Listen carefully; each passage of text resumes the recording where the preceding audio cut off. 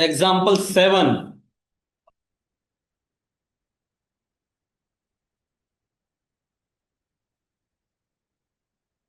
लेकिन मैं exactly example 7 नहीं करवा रहा, मैं उसका अलाइक क्वेश्चन करवा रहा हूं। पहले इसको 7 को देख लेते हैं। How many two digit numbers are divisible by 3? Two digit की डिविजिबिलिटी 3 से, पहला नंबर होता है 12 और दूसरा नंबर लास्ट नंबर होता है 99। एपी बन गई?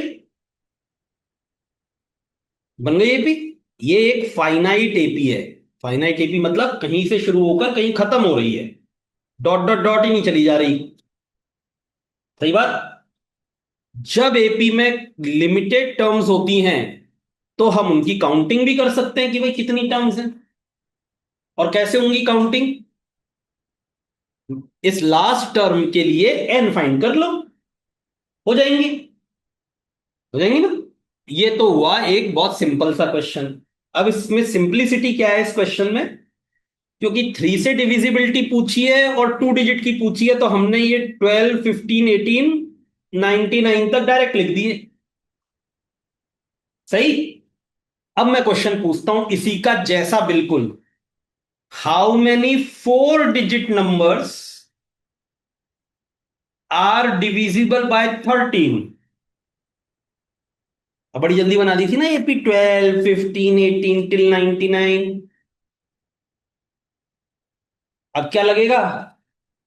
दिमाग। तो अब सबसे बड़ी समस्या ये होती है इन क्वेश्चंस में कि एपी नहीं बनती भैया आराम से। तो मैं आपको एपी बनाना सिखा रहा हूं अच्छे क्वेश्चंस में। तो क्वेश्चन बदल कर क्या कर रहे हैं हम? एग्जाम्पल 7 का अलाइक क्या लिख रहे हैं? How many four digits numbers are divisible by 13? सबसे छोटा फोर डिजिट नंबर कौन सा होता है? 1000। स्मॉलेस्ट फोर डिजिट नंबर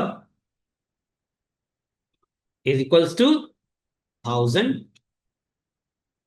अब मैं 1000 से जस्ट बड़ा 13 का मल्टीप्लायर ढूंढूंगा। 1000 से जस्ट बड़ा फोर डिजिट का 13 का मल्टीप्लायर ढूंढूंगा। भाई सीरीज कहां से स्टार्ट हुई ये तो बताओ। 13 से तो नहीं होगी क्योंकि 13 तो टू डिजिट नंबर है। हमको कहां से देखना है? फोर डिजिट में देखना है। तो यहां पर हमें क्या करना पड़ता है? 1000 को करना पड़ता है 13 से डिवाइड। 13 सेवन जार 91, 90, 6 जार 78, 12 रिमाइंडर। ये 12 रिमाइंडर क्या बताता है? 1012 ज्यादा है। अगर 12 कम होता ना 1000, तो ये 13 से कंप्लीटली डिवाइड हो जाता। रिमाइंडर माइनस करने से, रिमाइंडर माइनस करने से जो रिजल्ट आता है वो डिवाइजर से डिविजिबल होता है। लेकिन अगर मैंने सब्ट्रैक्ट कर दिया तो क्या प्रॉब्लम हो जाएगी? कोई आफत आ जाएगी? मैंने 12 सब्ट्रैक्ट कर दिया, क्या आया? 988। अब क्या प्रॉब्लम हो गई हमारे सामने? थ्री डिजिट रह गया, फोर डिजिट नहीं है। शाबाश। फोर डिजिट नहीं। अब मुझे तो फोर डिजिट चाहिए और 13 का मल्टीप्लायर चाहिए, तो कैसे मिलेगा अगला मल्टीप्लायर? 12 माइनस करके मल्टीप्लायर बनाया, फिर 13 ऐड कर दो। प्रॉपर चैनल से तरीका क्या है रिप्रेजेंट करने का? So first four digit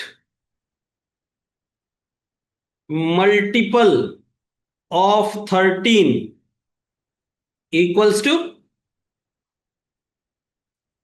1000 - 12।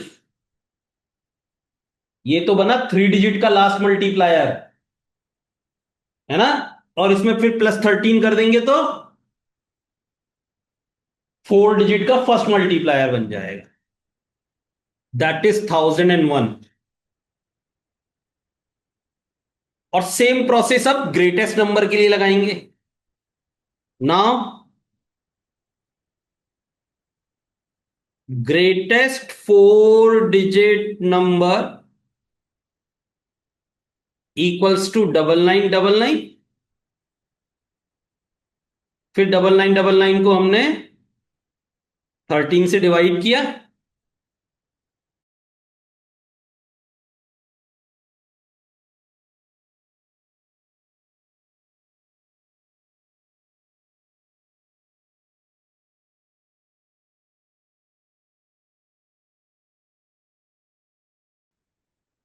क्या बच रहा है? Two reminder.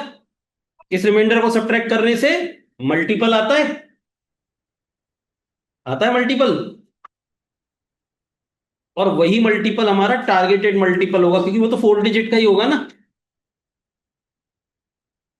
So last four digit multiple of 13 equals to 9999 minus 2 9997। So four digit numbers divisible by 13 are. क्या बनी हुई सीरीज? पहला है 1001। दूसरा that implies 1001, 1014, 1027 dot dot dot 9997, which is clearly NAP। क्योंकि हमने 13 + 13 करके किया है ना ऐसे। ये किसके प्रॉपर्टी होती है? ये पी की प्रॉपर्टी होती है। इसलिए ये क्या प्रूव हो गई? AP भी प्रूफ हो गई। ठीक है बेटा, चला जा। AP प्रूफ हो गई और हमारी AP बन भी गई। अब क्या करना है हमको? अब क्या करना है? क्या बचा लास्ट? एन निकालना है इस सीरीज के लिए। और इस सीरीज में भी किस टर्म के लिए एन निकालना है? 9997 के लिए निकालना है। और A1 किसको मानेंगे? 1001। देखो वैसे तो आंसर यहीं से पता लग जाता है। देखो यहां देख लो सब लोग, क्या आंसर आने वाला है वो मुझे पता है। जो आंसर आने वाला है मुझे पता है। यहां आया 76, यानी 13 का 76th मल्टीपल कौन सा है? ये माइनस करने से जो आया 988, है ना। 13 का 76th मल्टीपल कौन सा है? 988। और ये 76 मल्टीपल्स हमको नहीं लेने, क्योंकि वो थ्री डिजिट तक के हैं, है ना। कौन का और कहां तक जा रहे हैं हम? 769 तक। ये 769th मल्टीपल कौन सा आया? यही हमारा 9997। तो इसमें से ये 76 वाले हटा दो, ये नहीं लेने ना हमको। इसका ये ऑर्डर कहां से है? 13 × 1 = 13 से है इसका ये ऑर्डर। यानी 13 की टेबल शुरू से रीड करेंगे तो उसमें इस नंबर पर 9997 आएगा। और 13 की टेबल शुरू से स्टार्ट करेंगे तो 988 किस ऑर्डर पर आएगा?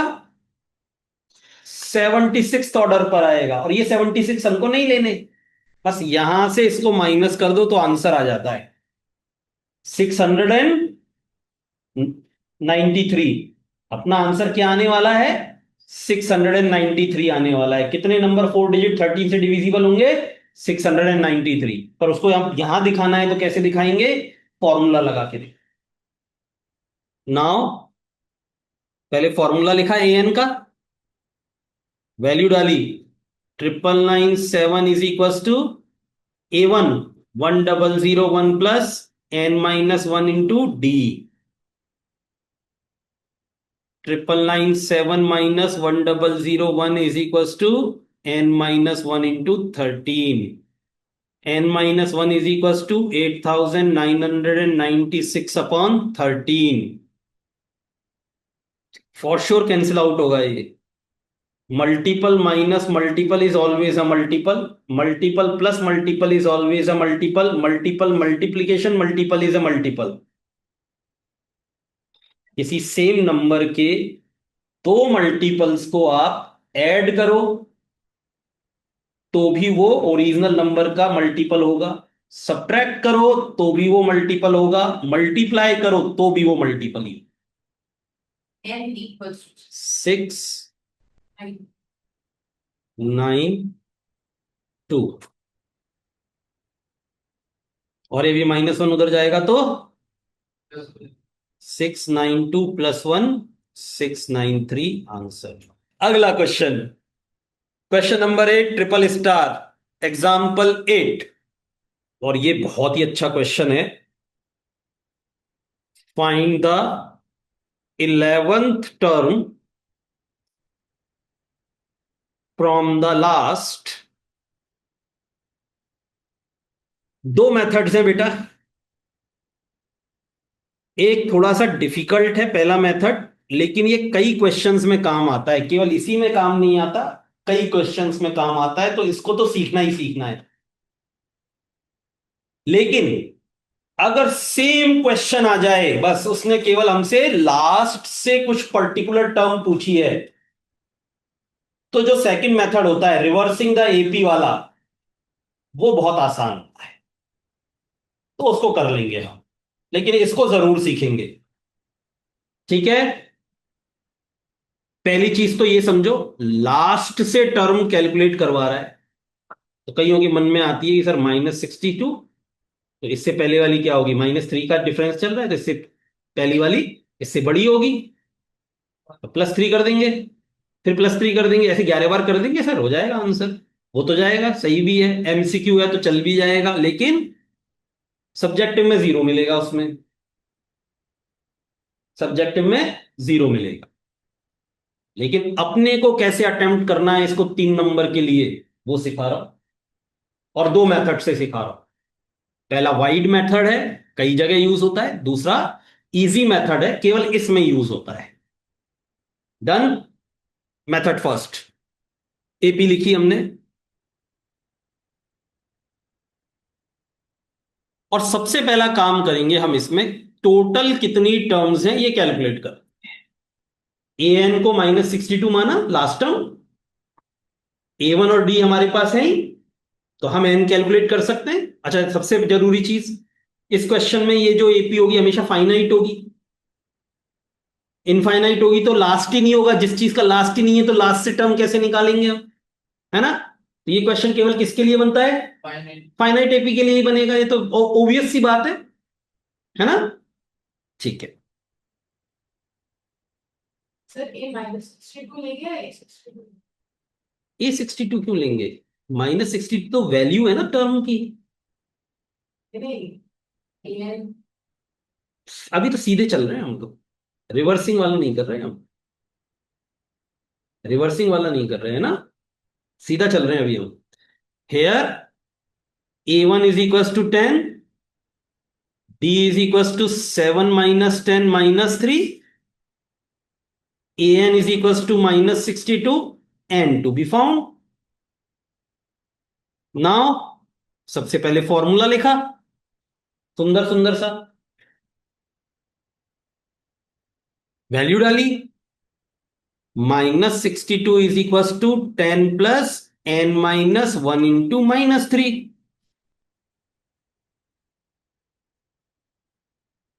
सब सही है,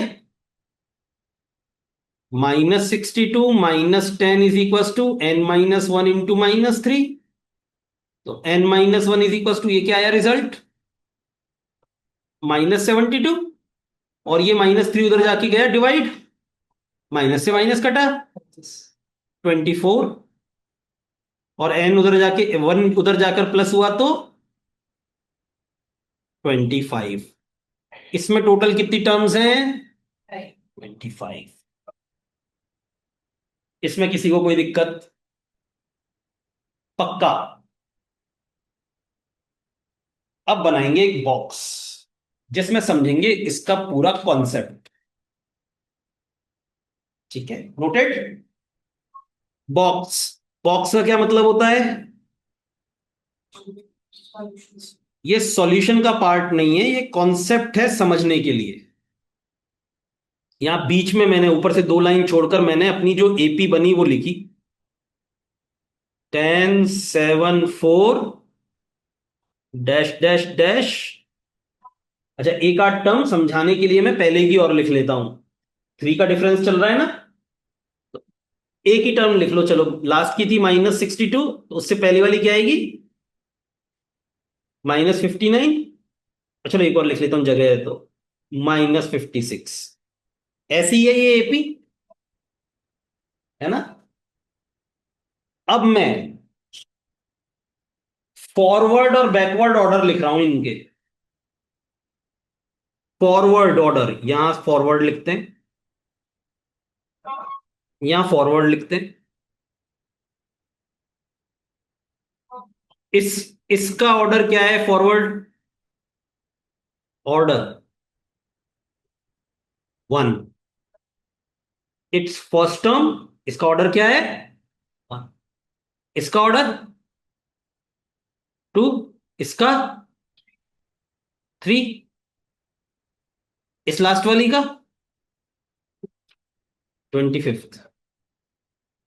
अभी एन निकाला ना हमने, 25th। तो इससे पहले वाली का, उससे पहले वाली का, ये इनके फॉरवर्ड ऑर्डर है सारी टर्म्स के। अब इनके बैकवर्ड ऑर्डर निकालो। बैकवर्ड ऑर्डर, -62 कौन सी टर्म है पीछे से?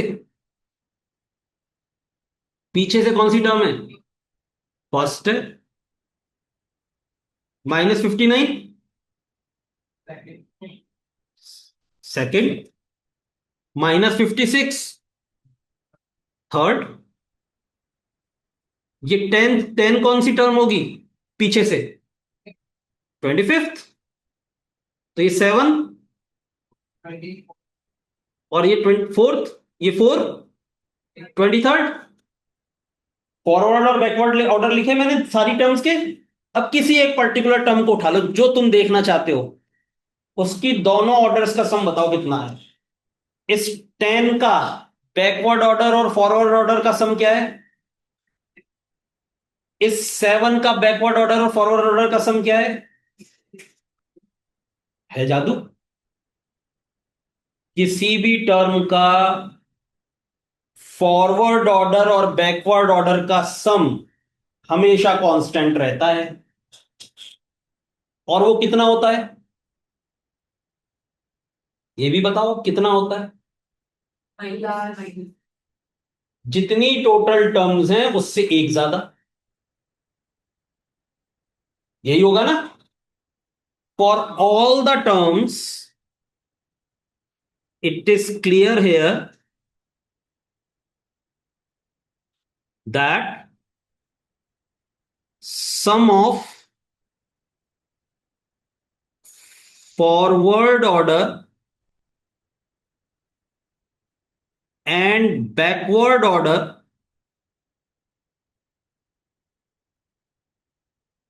for all the terms is constant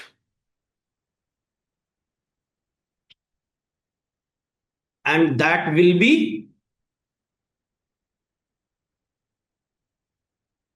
total terms plus 1। अब ये बताओ मुझे। अच्छा, स्टॉप राइटिंग, पहले मेरी सुन लो, मेरी बकबक सुन लो, फिर लिख लेना। ए रुक जा।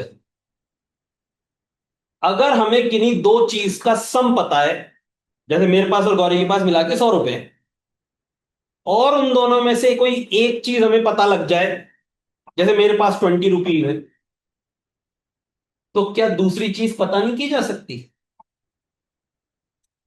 कर सकते हैं। कैसे निकलेंगे गौरी के रुपीस, कैसे निकलेंगे? Total minus the first part is the second part. सही है।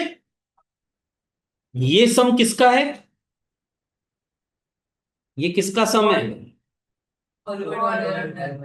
फॉरवर्ड ऑर्डर और बैकवर्ड ऑर्डर का सम है ना ये। अगर फॉरवर्ड ऑर्डर और बैकवर्ड ऑर्डर में से एक पता लग जाए तो दूसरा पता लग सकता है। उसने हमको क्वेश्चन में बैकवर्ड ऑर्डर दिया है 11th, दिया है। पढ़ो क्वेश्चन में, पूछा है ना उसने, बैक बैक से 11th टर्म निकालो। तो उसी टर्म का फॉरवर्ड ऑर्डर क्या होगा? उसी टर्म का फॉरवर्ड ऑर्डर क्या होगा? सम कितना आ रहा है यहां पर? टोटल टर्म्स कितनी थी? 25 प्लस 1 किया, ये वो कांस्टेंट हो गया जो फॉरवर्ड ऑर्डर और बैकवर्ड ऑर्डर का सम है। 26 is the constant which shows sum of the orders backwardly and forwardly. अब इन दोनों में से एक चीज मुझे पता है, मुझे बैकवर्ड ऑर्डर पता है, मुझे बैक से 11th टर्म निकालनी है। तो वही टर्म फॉरवर्ड ऑर्डर में कौन सी होगी? 26 minus 11। Sum minus first part is the second part. दो चीजों का सम वो हमने पता कर ही लिया, 26 हो गया, है ना। जैसे यहां 100 रुपए थे, इसमें से एक चीज हमें पता है। कौन सा पता है? बैकवर्ड ऑर्डर पता है, क्योंकि उसने क्वेश्चन में लिख के दिया है। तो क्या मैं अब उस टोटल में से इस फॉरवर्ड बैकवर्ड ऑर्डर को सब्ट्रैक्ट करके फॉरवर्ड ऑर्डर कैलकुलेट नहीं कर सकता? ये पूरा कॉन्सेप्ट इसी चीज के ऊपर डिपेंड करता है। तो अब लिखा कैसे जाता है इसको? So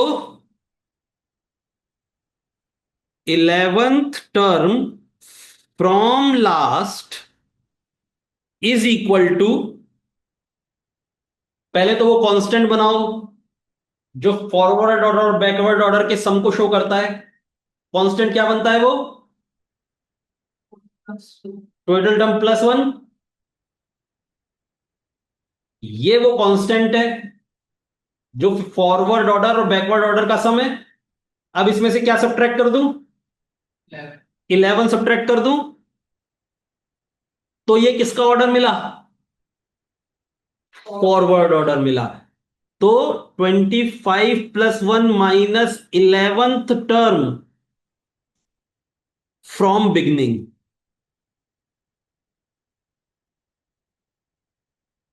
11th term from last is actually ये वाली टर्म फ्रॉम बिगनिंग होगी। और इसको सॉल्व करेंगे तो क्या आएगा? 15th term from beginning. तो अब मुझे 11th टर्म फ्रॉम लास्ट नहीं निकालनी, मैंने उसको किस में कन्वर्ट कन्वर्ट कर दिया? फॉरवर्ड में कन्वर्ट कर दिया। तो क्या मैं इस एपी की, गिवन एपी की उसी डायरेक्शन में 15 टर्म नहीं निकाल सकता? That is A15, that is A1 plus 14D। Value डाल दो, 10 plus 14 into -3, 10 minus 42 minus 32 answer.